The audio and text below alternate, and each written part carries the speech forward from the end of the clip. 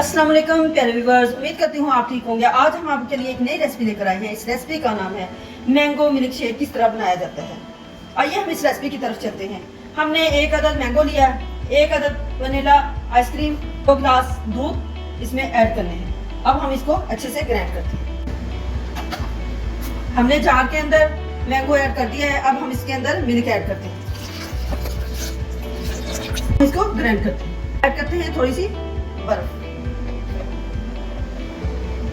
अब हम इसको ग्राइंड करते हैं। वो हमने अच्छे से ग्राइंड कर लिया है। अब हम इसमें ऐड करते हैं वनीला आइसक्रीम,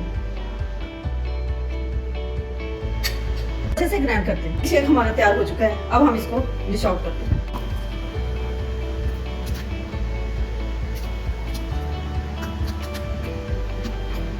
अब हम इसमें ऐड करते हैं आइसक्रीम।